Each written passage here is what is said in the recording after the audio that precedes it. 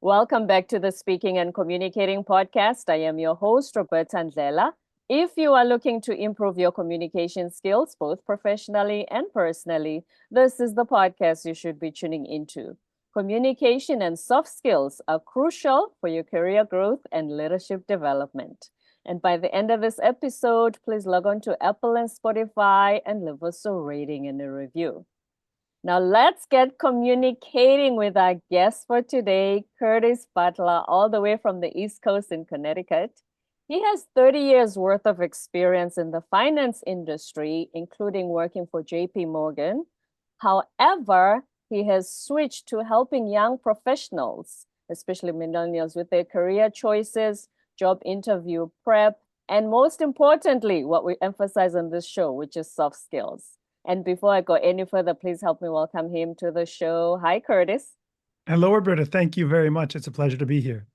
Well, it's my pleasure to have you as well. Welcome. Please tell our listeners who you are and a little bit about you. Sure. Well, as you mentioned, I'm from the US. I'm from upstate New York, a large family, and spent my education in the US and overseas, and then found myself in the finance industry for more than 3 decades, during which time I took a great interest in helping younger people. It was my younger colleagues or college students from the schools I went to, just helping them make their way in the world. And since I've been doing so much of it, I decided just to make it kind of a permanent thing, to make it my life's work. So I started a company this year, Guided Ascent Career Coaching, to do just that. Because what we're finding out is that graduate outcomes, so what happens to college students when they join the workforce, are actually quite challenging these days, that only 1 out of every 2 college graduates is finding a job that requires their college degree.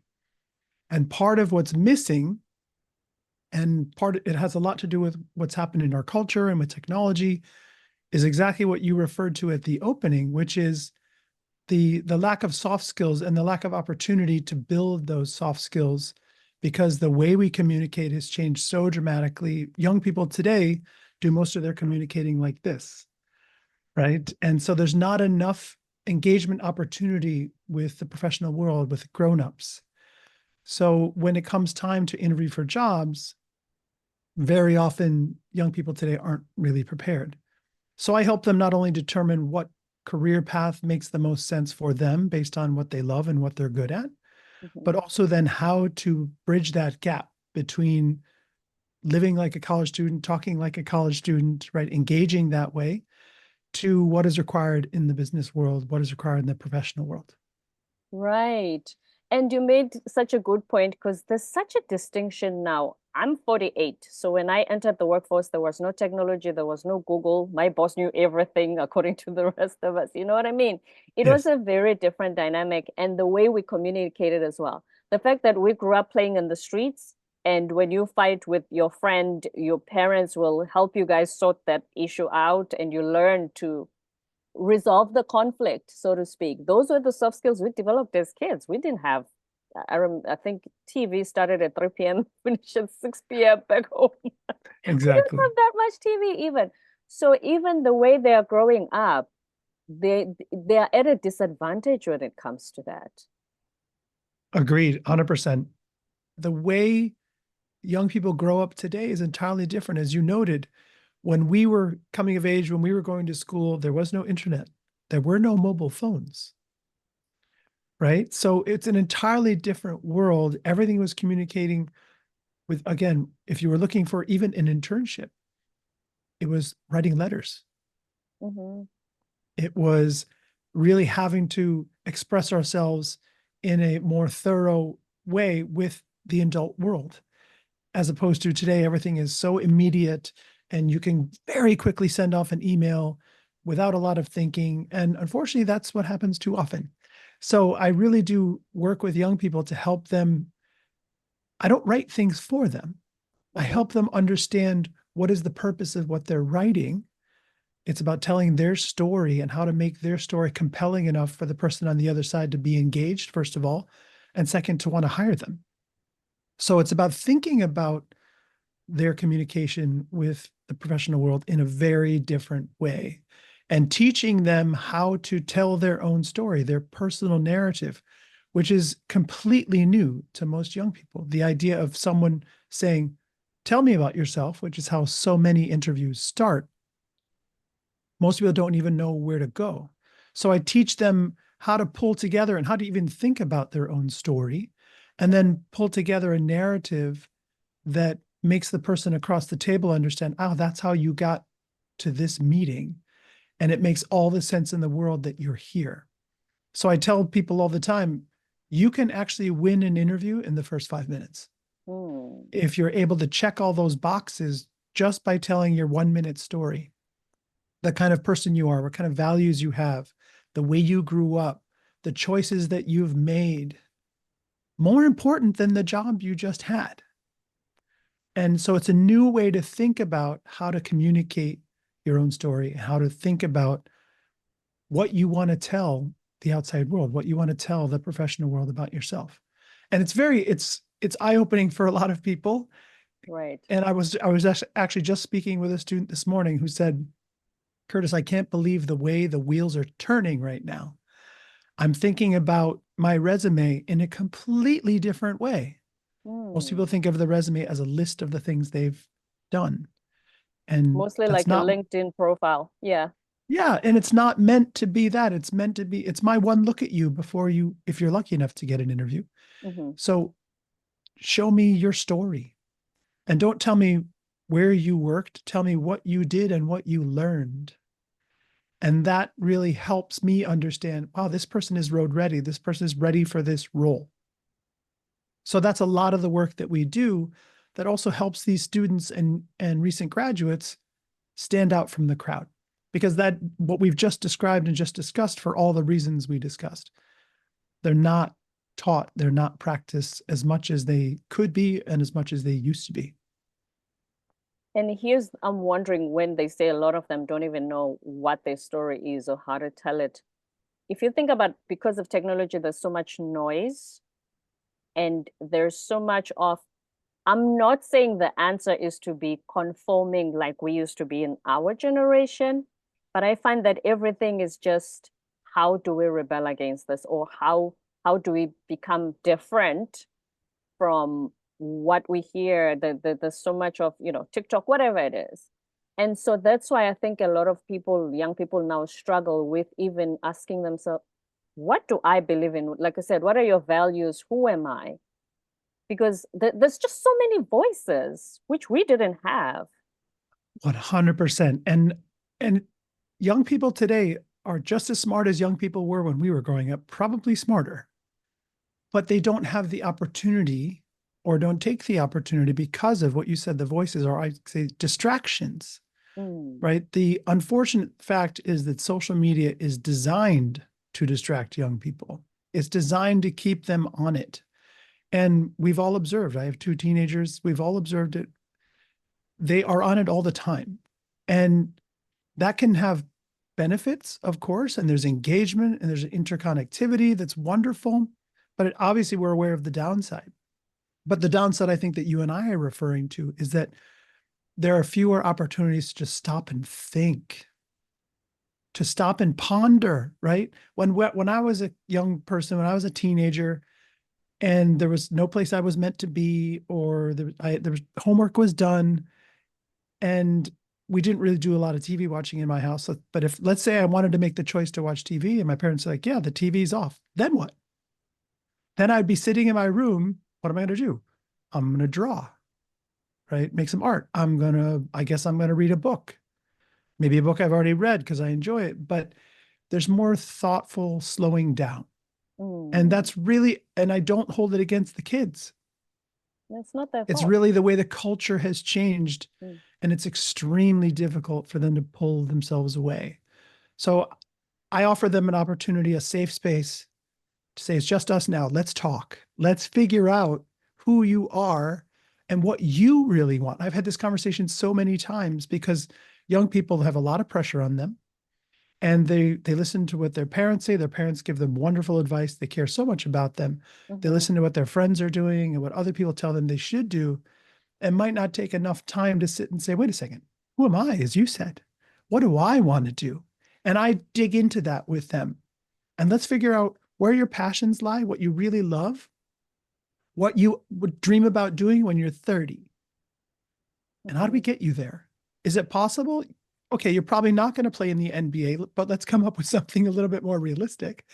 But so we start with what you love, and then we now blend it with what your skills are, what you're good at, what's possible, and not even what's probable. Like, let's go for it. You're going to tell a much more compelling story. You're going to be much more enthusiastic in those interviews if it's for a job or a career that you truly love. Hmm. So that's where we start. Yes, it reminds me of the movie Dead Poet Society with Robin Williams. I don't know if you watched it back in the 80s. I have, I mean, kind of a tough ending, but I it's a cried. great story. Yeah. Yes, that I think I cried 2 times. The ending also, was it Neil Perry's story? Tragic ending as well, because his dad was forcing him not to do the acting that he loved so much and when it was in his element. And like He you said, wanted him a to be a lot of doctor. parents, yes, a lot of parents say that thinking it's the best interest of the kid. The economy is tough. Acting is not going to pay the bills, but being a doctor, well, that's where they come from. So to have career guidance coaches like you will help maybe also in those situations. And the parents come from the right place. They Mm, care so much about their children. They don't want them to fail. They want them, conversely, they want them to succeed. So that's where that comes from. But what I try to help guide students and young people with is there's lots of paths to success. And it's just, let's open up the conversation, right? This is just you and me. Let's mhm. open up the conversation and figure this out. And so many times, again, mom and dad are giving them great advice and they have their whole lives. Well, let's bring in a new perspective and maybe add to that advice. And let's see what we can come up with together. And so often it's just really eye opening.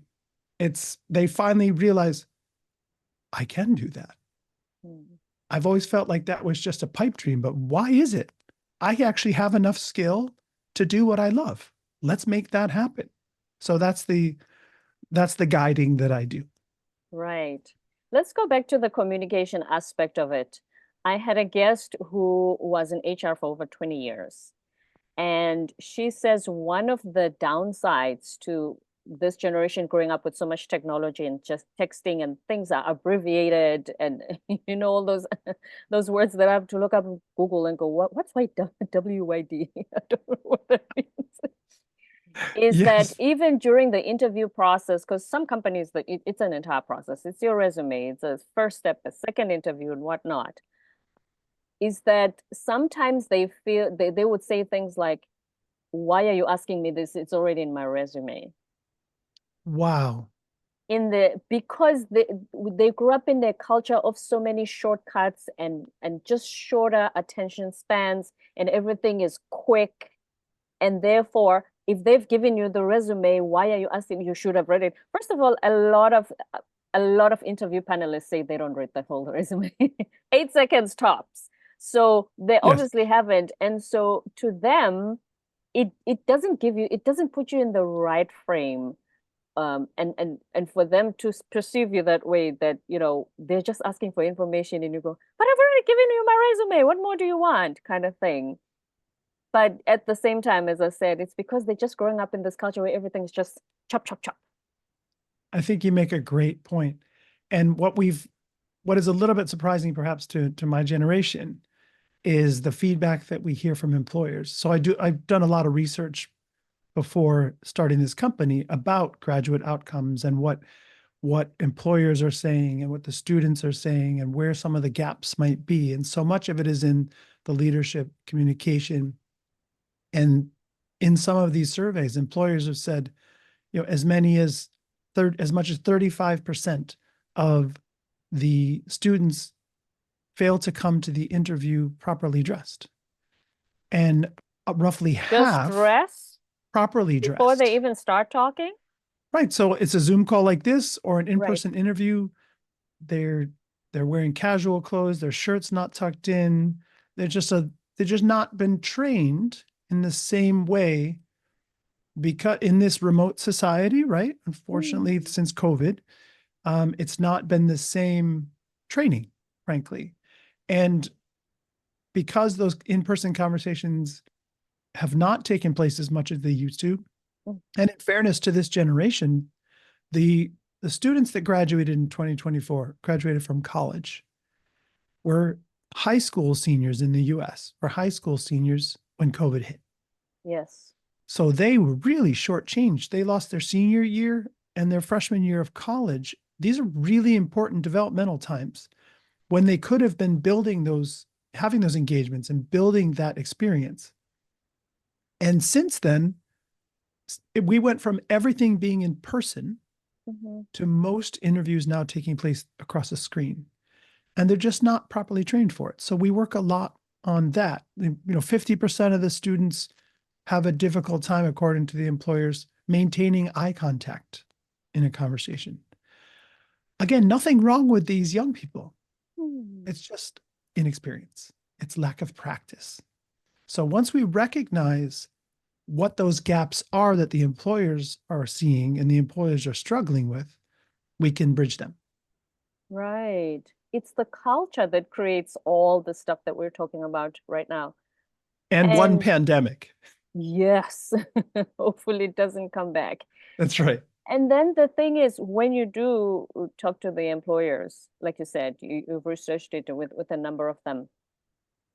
What also do they say is lacking when it comes? So we've talked about how they don't even are not even able to write letters, because we used to say, "Dear Mr. Butler, herewith, Yes. please find." Nobody does that anymore.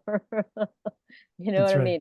Besides that, besides not maintaining eye contact and not showing up in the interviews, being presentable, what other challenges, especially working in teams as well, do they face in the workplace, which sometimes leads to them not lasting or not staying in a certain organization for much longer?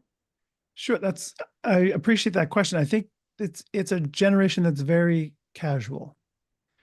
And sometimes particularly when they join larger organizations or industries that are slightly more formal, like the one I came from, finance or consulting, right? It can be a struggle when you're 23 or 22 years old to join some of that rigidity, bureaucracy. Again, as you mentioned, there's no bureaucracy on the internet.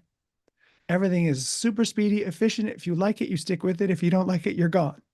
Swipe Right? left. Yeah. Yes. So exactly right. So that can be those strictures of formal adult society can be challenging for young people today. And again, I understand that. And corporate America needs to adapt to that as well. Corporate America can't stay rigid and say young people just need to become like us. They all kind of need to get closer to the middle because the culture has changed and the way we engage has changed. The way we dress has changed. When I started in business, it was suit and tie every single day, period. Even for interviews, I was about to say, if you didn't have a suit, you'll ask your friend or sister who has a suit That's for the right. interview. That's right. That's just And what now, we did. I mean, even at Yeah. JP Morgan, we stopped wearing suits. There were no ties, right? Because we were competing with Google and Microsoft, who didn't wear ties. So to attract young people, we had to be more flexible. I think we're continuing to find our way as a business in America. What works, right? We can give a little bit on the formality and still be very successful. Right. But I think that the biggest challenge is for the young people today to adapt to the formality when they just have not had the practice. So like you said, meet in the middle, learn some formality, but also the older generation. I also had a guest who's a leadership coach, and she said she sometimes advises her clients who are in their mid 40s, 50s, who've been in leadership for a while, to say, get yourself a 25-year-old mentor, because you have this old style type of leadership.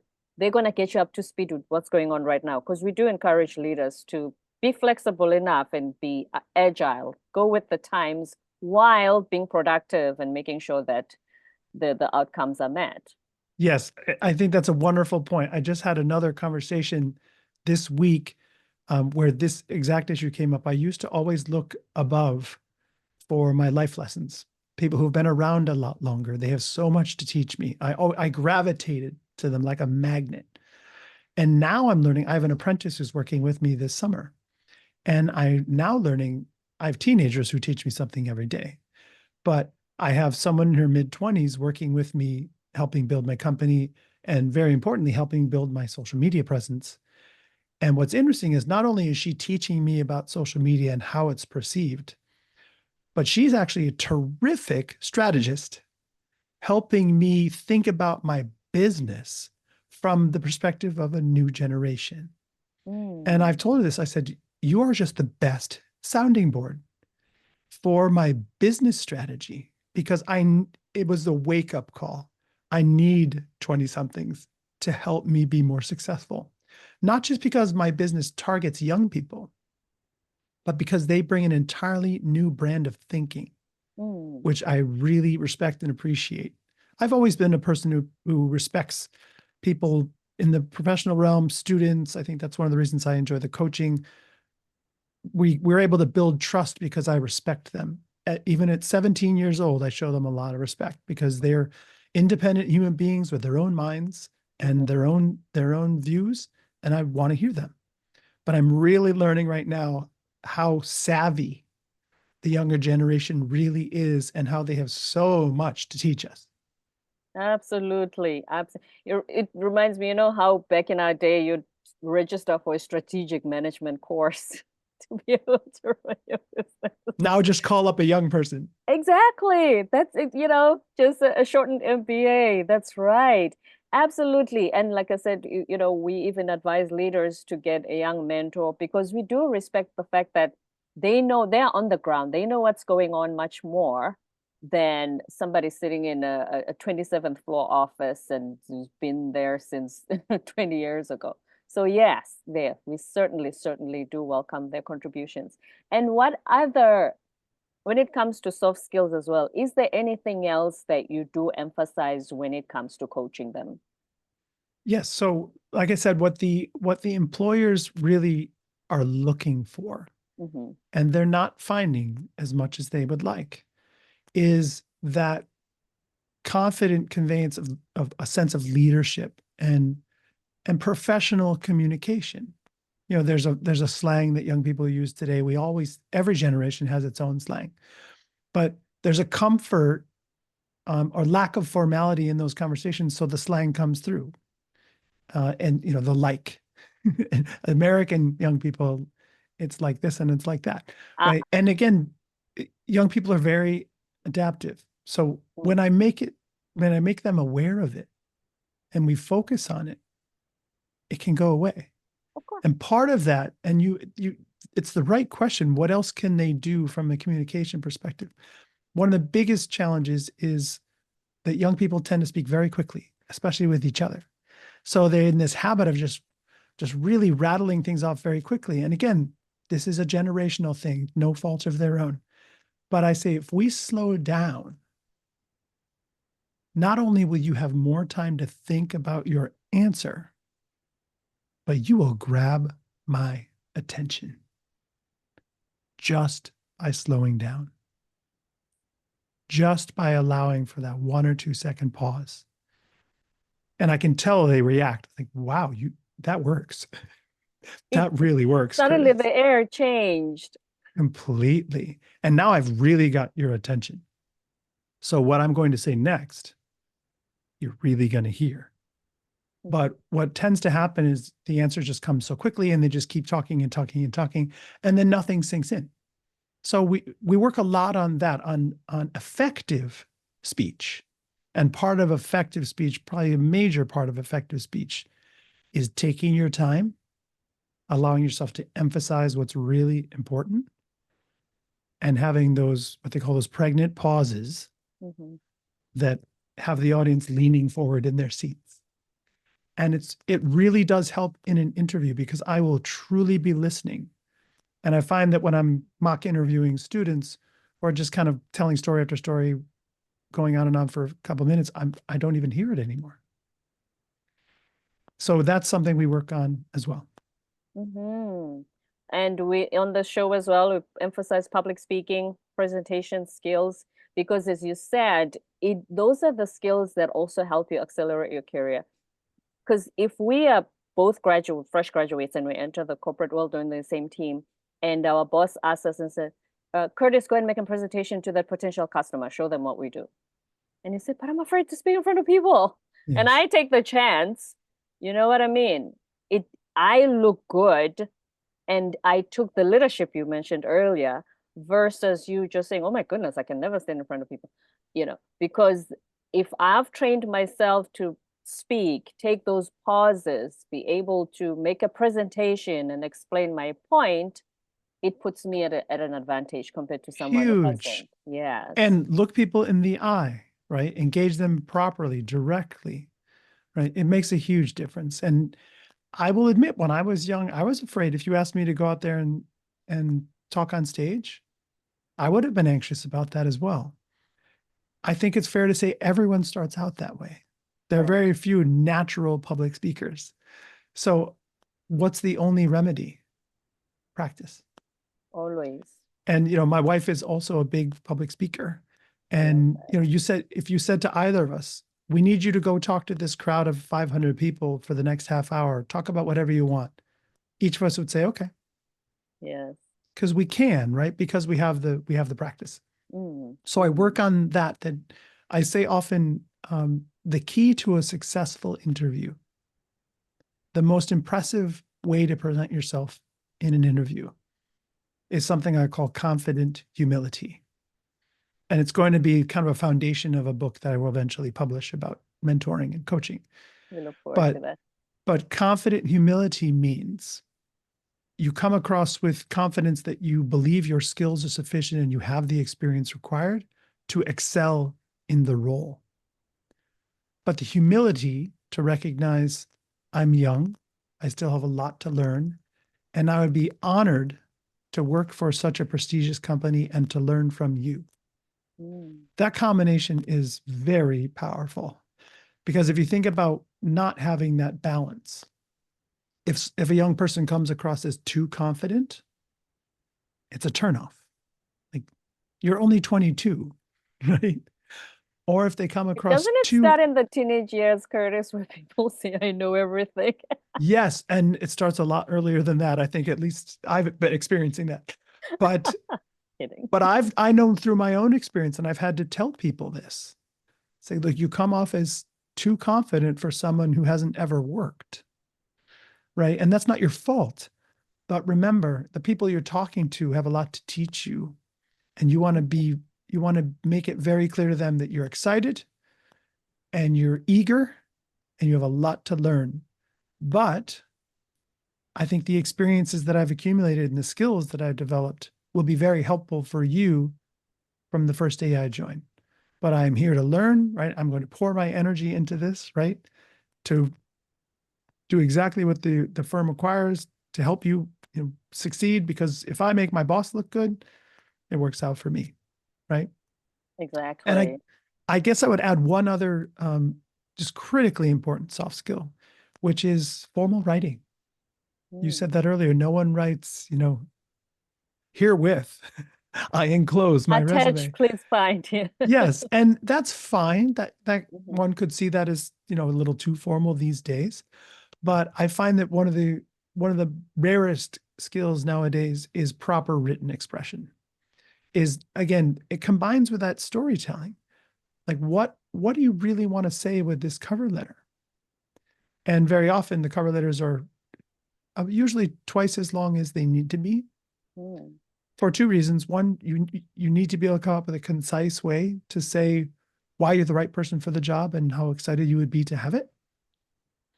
But also thinking very clearly about what's the most important information for me to convey. I'm not meant to tell them everything. What do they really want to know about me, or what will impress them about me? And be able to say that in few words. So I find myself cutting most cover letters in half and just keeping it super simple, with the added benefit. I just posted this on LinkedIn recently. I've been putting up posts pretty regularly, but with the added benefit of you're showing a lot of respect for the reader who has limited time and has to look at a lot of these things. So when I see a cover letter that's 3 paragraphs long, and short as opposed to 6 dense paragraphs. I say, wow, this person gets the drill. This person understands. Just get to the point. And I appreciate it. And I will recognize that. Like, this is what I want to read. I don't want to go through that mini book. Because I you want to must read this. always remember there's 10,000 other people with same cover letters. Yes. Exactly. That's right. Yes. One last thing on listening skills, Curtis. What Yes. have you found in this new generation when it comes to listening skills? I'm impressed with today's young people because I'm 30 to 35 years older than most of them. Right. And I'm impressed with despite everything we've said about the challenges, the way the culture has changed, the informality of it. I'm impressed that, like I said, they're just as smart as any young people ever were, maybe That's right. smarter. I'm impressed by how respectful and adaptive they are. When we talk about steps to take, they take them. Right? They're very open to the advice of a veteran. And that's why I really enjoy working with young people. They don't come with the baggage that, mid-career folks might, right? And they recognize, okay, this guy does know what he's talking about. He's done this a lot. He's helped a lot of young people, and now they're in really good jobs. Right. So And I'm like going to you do what said, he says. and like you said, you were, even during your corporate career in finance, you were mentoring some of the young people who would come to work in the companies you worked for at the time. So you've been doing this even in the 30 years that you were in corporate. Yes, I think I figured that out. I always enjoyed helping people. I think that was how I was raised. And my wife is the same, so we were a good match. Right. But I had a teaching job in graduate school, and I realized, wow, I love this. I Wow. love this, imparting what I know to help someone else. So I've been doing that, as you said, my whole career with students, but with young professionals, because you used the word a moment ago. It's about listening. It's not about bragging about all of your accomplishments. That's not why they want to have coffee. They want to have coffee because you may have a different perspective. The lens of your experience allows you to have a unique perspective on their experience. So when I would have coffee with people at my company, or someone would come into my office and say, "Do you have a minute?" Always. And it would say, "How can I help you? What can we do to get you where you want to go?" And that requires confidence, right? On the part of the mentor, right? Thinking helping this person is only good for me, and anything that helps someone else helps me. That's right. Right? It makes me a better person. It makes me more whole. So I think that the listening is so important. Hearing truly what someone wants, what someone needs, what advice they are actually seeking. I'm reminded by my daughter, my 15-year-old, like, about unsolicited advice. Oh, I love So that. again, learning from young people, right? I'm going to Right. remember what's my place, where is my advice wanted, and where do I need to just step back? But those are all incredible skills that I'm still learning, but I apply to my work for sure. Being confidently humble. Thank you so much, Curtis Butler, the founder of Guided Ascent Career Coaching, with over 30 years in finance, who is helping this young generation navigate their careers and be successful. Thank you so much. This has been a wonderful conversation. I'm glad that you were here today. Thank you, Roberta. I really enjoyed it. My absolute pleasure. Before you go, please tell our listeners where to find you on the socials and your website as well. Sure thing. So I'm just Curtis Butler on LinkedIn. I've just started posting on Instagram as well. I think it's Curtis A. Butler. And my website is a very simple one to remember. It's jobreadygrads.com.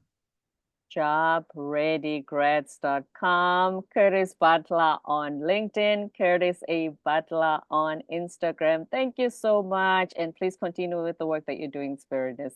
It's very, very Thank you. much needed. Thank you very much. My pleasure. Don't forget to subscribe, leave a rating and a review on Apple and Spotify, and stay tuned for more episodes to come.